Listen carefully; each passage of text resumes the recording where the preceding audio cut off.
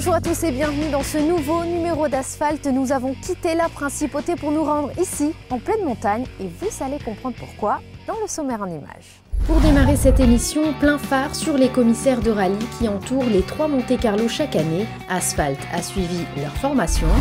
Nous fêterons un anniversaire particulier, celui de la Renault 16, flashback sur cette auto emblématique.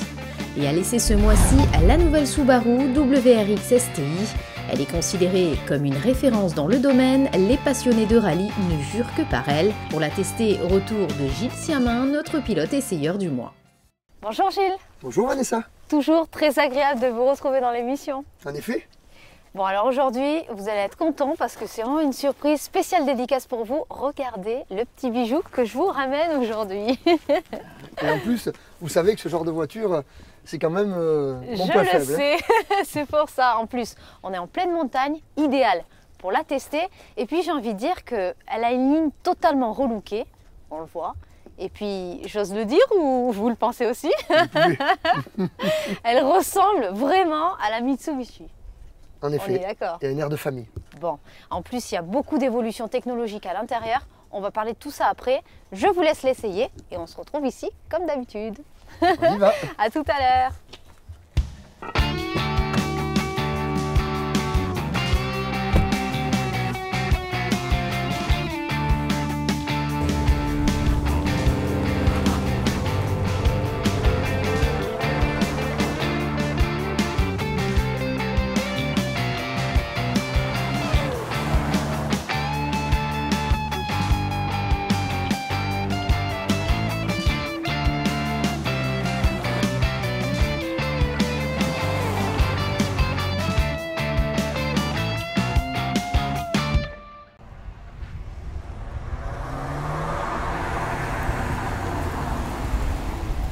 Alors, je vous ai entendu de loin, ça a dû être sympa. Ça a l'air très sympa. On en parle? Ouais. Allez, c'est parti.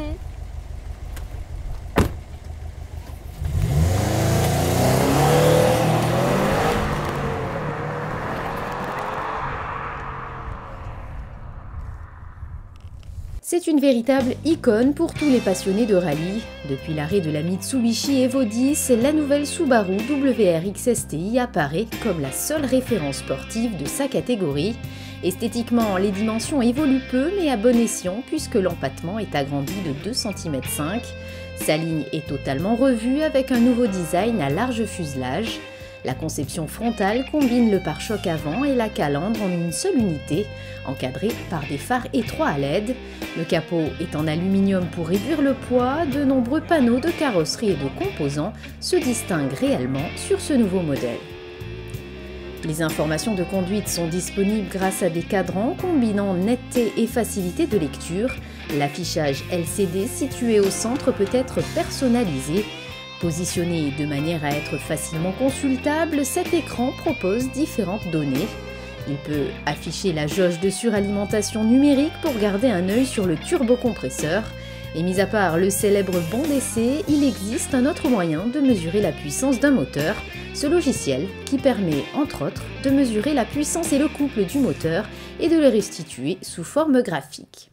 Allez Gilles, c'est parti, commençons par le moteur, comme d'habitude. 300 chevaux sous le capot, j'ai envie de dire no comment.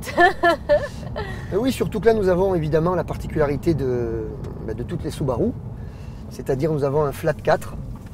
C'est un moteur qui a la particularité... Ah, est-ce qu'on peut expliquer? Ça c'est intéressant. Tout à fait. Donc en fait, c'est un moteur où la disposition des cylindres sont à l'opposé, à plat.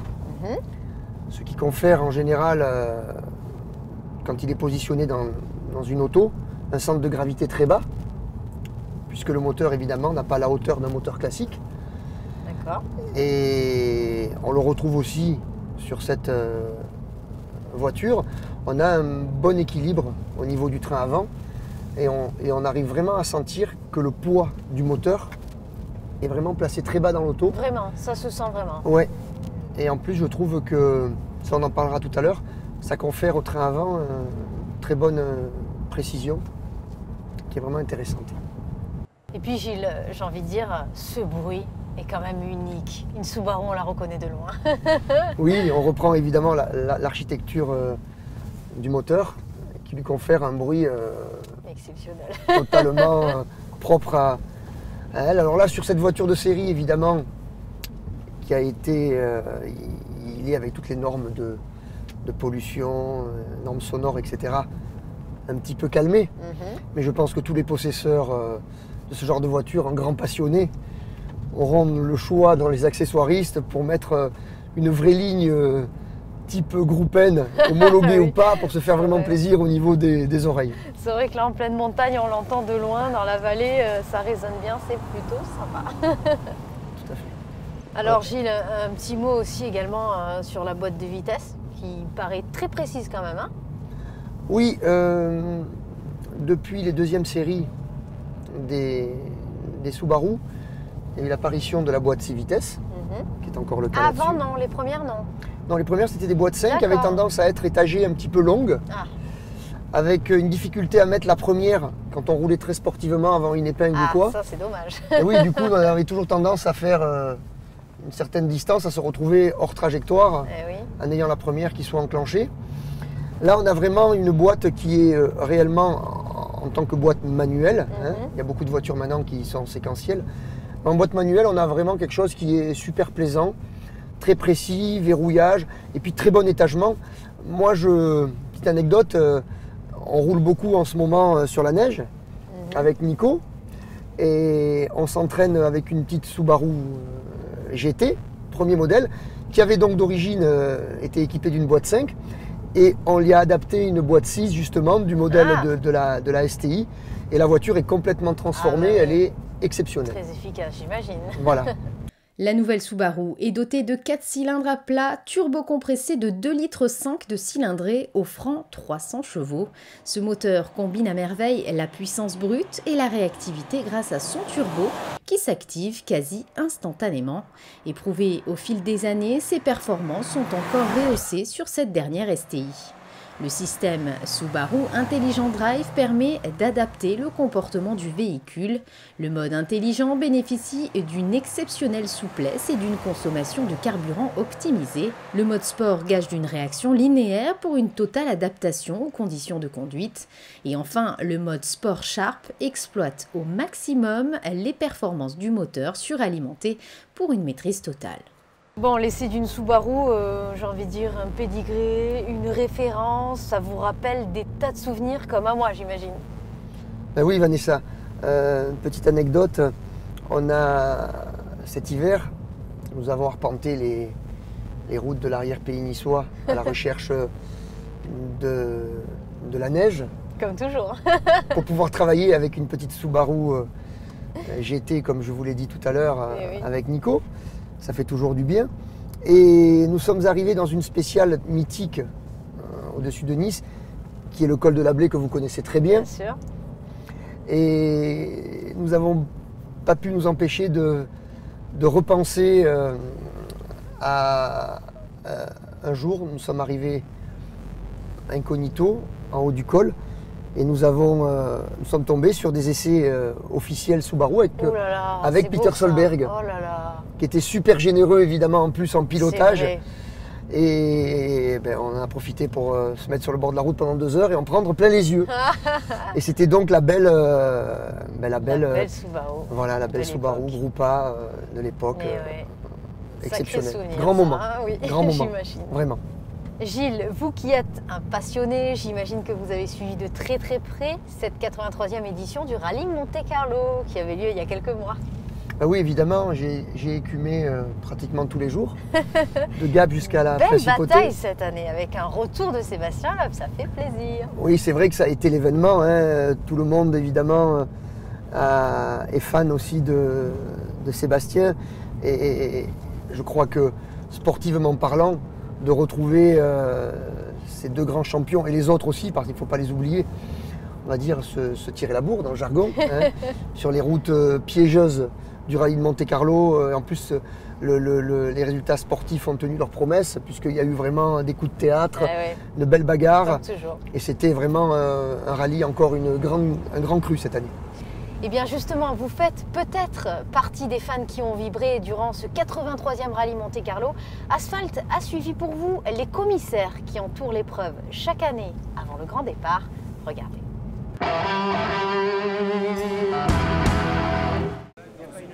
Un parc fermé, un point de contrôle, des tentes réservées aux zones de pointage, à l'image des commissaires du Grand Prix de Monaco, les bénévoles présents sur les 3 rallyes Monte-Carlo de l'année ont également eu droit à un stage de formation. C'est en configuration d'épreuve que le parcours a été tracé. Pour le WRC, une épreuve spéciale a été reproduite. Et concernant les rallyes historiques et énergie nouvelle, une boucle comprenant 4 zones de régularité et 2 parcs fermés ont été entièrement reconstituées. Ce qu'on fait pour le Grand Prix, on le fait ce soir depuis 15 ans, on l'avait plus fait. On essaye de faire un rallye, simuler un rallye. D'ailleurs, il y a tout, les intermédiaires, les radios. Ce qu'on trouve sur le rallye WRC, nous le trouvons ce soir sur 15 km. C'est très important. Et puis de refaire un peu ça motive un peu plus les commissaires. Une série de 12 véhicules pilotés par des membres de la commission des véhicules historiques ont assuré le plateau des concurrents. Chacun a été chargé de respecter les consignes de scénario, simulant divers événements et incidents survenant régulièrement au cours des épreuves. On a utilisé tout ce qu'on connaît de la direction de course et de la direction d'épreuve. Moi, ça fait une vingtaine d'années que je suis dans cette partie-là. Et on va leur faire réaliser des cas, soit qui vont demander au commissaire sur le côté sportif, chronométreur, de répondre à des erreurs de fait par des concurrents, des choses qui se passent chaque année sur les rallyes, soit de simuler des incidents, voire graves, soit des véhicules arrêtés qui repartent, des véhicules qui sont au ralenti ou des véhicules carrément accidentés gravement, sur lesquels on a besoin que les services de sécurité par radio communiquent avec la direction, communiquent avec les directeurs d'épreuve et les chefs de sécurité. Et donc ces simulations, on a briefé nos pilotes pour qu'ils puissent réaliser au mieux l'équivalent de ce qu'on gère depuis des années au cours du rallye. L'opération s'est soldée par un débriefing et bilan permettant de préparer en toute sérénité les 3 rallyes Monte-Carlo au programme chaque année.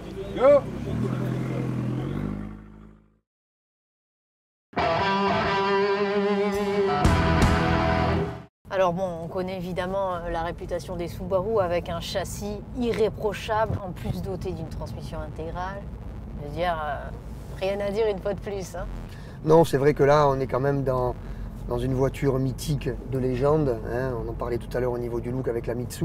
On est vraiment dans un créneau de voitures qui ont été construites pour la course au départ. Hein, pour le rallye, ouais, ça voilà, c'est vrai. pour homologuer les voitures de rallye. Bon, même si avec l'apparition de ce modèle, les arguments commerciaux obligent, on a une voiture qui s'est un petit peu embourgeoisée, on va dire.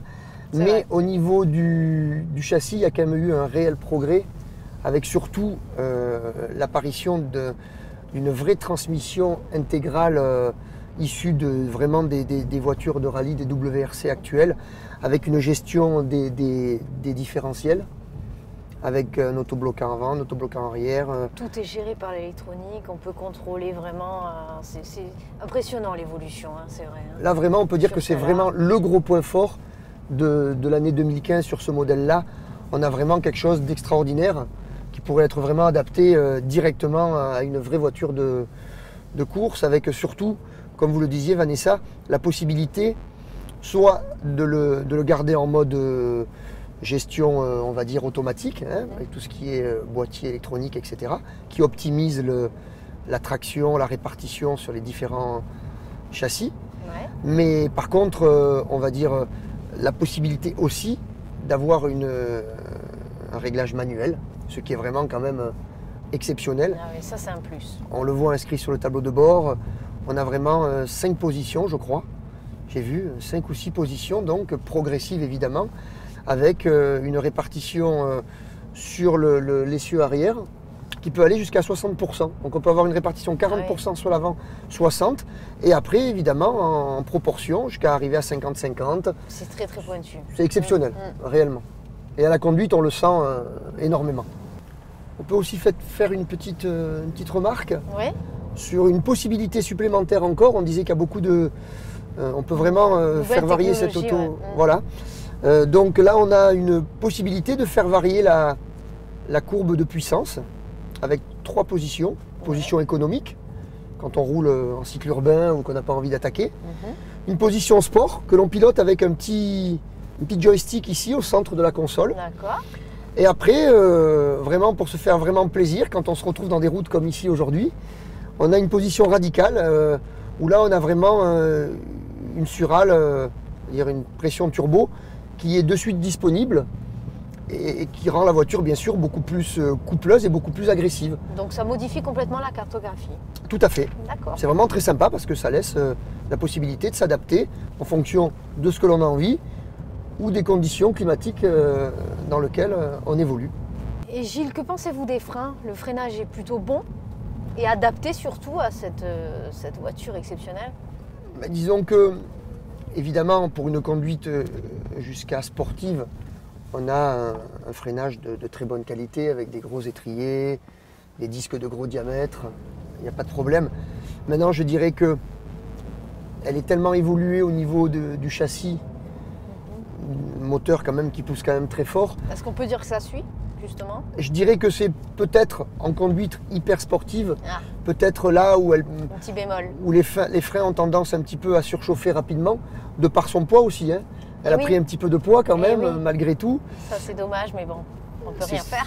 Voilà, le côté, bon, pour des puristes comme nous, c'est vrai qu'on a toujours tendance à dire c'est dommage. Maintenant, pour la personne qui a aussi envie d'avoir un petit peu de confort, etc., elle a beaucoup progressé à ce niveau-là aussi. Donc bon, il y a toujours un côté négatif à toute chose positive. La nouvelle conception du châssis de la STI est le fruit de nombreuses années de présence en compétition, d'essais approfondis et d'avancées technologiques. Une exceptionnelle stabilité et réactivité sans précédent, tels étaient les principaux objectifs du développement de ce nouveau châssis. Il en découle un parfait équilibre entre rigidité et souplesse. Cette nouvelle technologie favorise la précision du comportement du bolide, tout en permettant de le pousser dans ses derniers retranchements. À l'entrée d'un virage, lorsque les forces d'accélération latérale entrent en action, le système est en mesure d'acheminer la puissance requise à chaque roue pour maintenir la trajectoire. Le bolide répond ainsi aux sollicitations de braquage avec beaucoup plus d'engagement. Allez, focus à présent sur la R16 qui fête son anniversaire cette année. Alors, est-ce qu'elle a marqué votre esprit, ou plutôt l'esprit de vos parents et de vos grands-parents? Mais écoutez Vanessa, j'ai une petite anecdote. Ah, allez, je l'attendais. Franchement, je suis en train de m'y replonger pendant que je vais vous la raconter. J'ai appris à conduire quand mes parents habitaient un petit peu dans la colline à l'époque, donc il y avait toujours 7-8 km de route, pas de rallye, mais de route un petit peu extérieure à Nice. Oui. Et mon père venait me chercher à l'école avec une R16, TX en plus. Oh là là, oui. Ce qui était vraiment le modèle à l'époque sportif, qui marchait très bien d'ailleurs, hein, un 1600 qui à l'époque était très performant. Et donc j'ai appris sur ses genoux à tenir mon premier volant. Et donc c'était une R16 TX. Et donc ça m'a marqué forcément. Donc j'ai hâte de visionner le petit reportage. Eh bien oui, puisque la R16 fête dignement ses 50 ans cette année et Asphalt vous propose un retour en arrière sur cette voiture emblématique. Regardez. Produite à plus d'1 million d'exemplaires, la Renault 16 devient la première voiture française à carrosserie berline break à Hayon. Une révolution dans le monde de l'automobile. Après quelques présentations photographiques dans la presse à l'automne 64, la R16, appelée d'abord la Renault 1500, est enfin présentée au public en mars 1965. Tant sur le plan design que technique, la voiture est exceptionnelle. Philippe Charbonneux, le designer, avait trouvé un compromis couronné de succès entre une familiale luxueuse et un véhicule aux proportions correctes.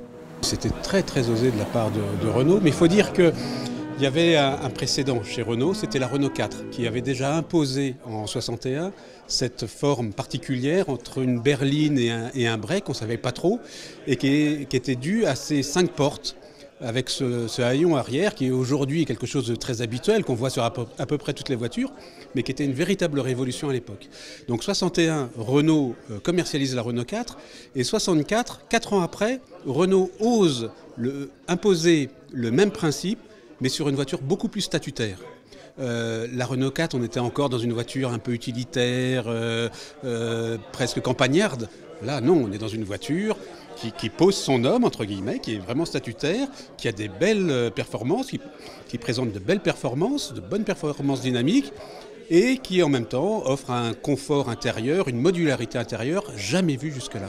Afin de célébrer le 50e anniversaire de l'une des plus innovantes voitures familiales, le team Renault Classique avait engagé cette année deux Renault 16 TS au 18e Rallye Monte-Carlo historique. Des autos pilotées par Michel Leclerc, ancien pilote de Formule 1, et Thierry Amptach, journaliste auto. Et c'est avec fierté que les deux hommes ont remis à l'honneur une voiture qui a longtemps marqué le paysage automobile français.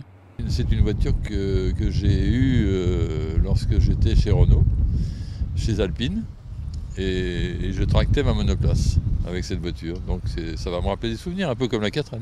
Pour moi, la R16, c'est ma jeunesse, hein. C'est la voiture des années 60. J'étais gamin et c'est à cette époque où j'ai découvert la presse auto et je me suis dit un jour je serai journaliste automobile. Voilà. Donc c'est mon enfance, la voiture de mes parents. Le concepteur du véhicule, Yves Georges, a appliqué une combinaison technologique remarquable. Barre de torsion, fonctionnement indépendant des roues, bloc moteur en aluminium. Toutes ces innovations technologiques réunies en une seule voiture ont permis à la Renault 16 d'être élue voiture de l'année 1965. Bon, je pense franchement qu'il est difficile de trouver des défauts à cette voiture, mais bon, peut-être. Qu'avez-vous pensé de cet essai? Ben oui, Vanessa. En effet, nous sommes en présence de, on va dire, puisque la Mitsubishi a disparu, hein, donc de la seule vraie voiture de rallye mise sur la route. Une référence, on va dire. Vraiment. Alors, on peut dire que l'augmentation de poids, évidemment, n'est jamais quelque chose d'exceptionnel sur une voiture où on cherche de la performance. Ça ne nous plaît pas trop, ça. Voilà. Mais après, sinon, tout le reste, vraiment voiture exceptionnelle, moteur très souple, très coupleux, boîte bien étagée, châssis avec une vraie évolution, précision dans le train avant. Franchement, look. Alors le look. Voilà, le look, c'est vrai. Je ne rentrerai pas dans le dilemme des goûts et des couleurs. Les nostalgiques de Subaru diront qu'elle est complètement différente en design de ces des modèles des premiers modèles, tout à fait, d'avant. D'autres diront qu'elle se rapproche trop des dernières Mitsubishi. Bon, c'est on va dire un dilemme sympa auquel nous laisserons tout le monde en débattre. C'est vrai, tout à fait. Bon Gilles, malheureusement c'est terminé. Il va falloir amener la voiture. Je vous dis à très vite parce que franchement, je vous le dis sincèrement, c'est toujours un pur bonheur de vous avoir dans l'asphalte. Pour moi aussi, sympa. Vanessa. Allez, à bientôt Gilles. À bientôt Vanessa. Et oui, Subaru tente de continuer à faire vivre la STI au travers de son passé glorieux en WRC. Parmi les sportives survitaminées, la nouvelle WRX STI se devait d'entretenir son image, celle d'une égérie qui a fait rêver toute une génération de passionnés. Eh bien, c'est toujours le cas puisque la belle nous revient complètement relookée et dotée des toutes dernières technologies à bord. En conclusion, la quatrième de sa génération est plus que jamais convaincante. Il ne fait aucun doute que le bolide a été créé pour les amateurs de rallye.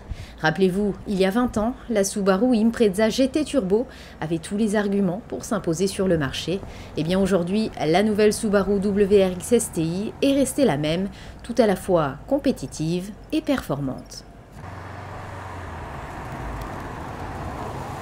Asphalte, c'est déjà terminé, mais on se retrouve le mois prochain pour découvrir encore plus d'actualités automobiles, peut-être avec vous Gilles. Merci en tout cas pour cet essai. Un plaisir, comme d'habitude. Et à bientôt. À très vite.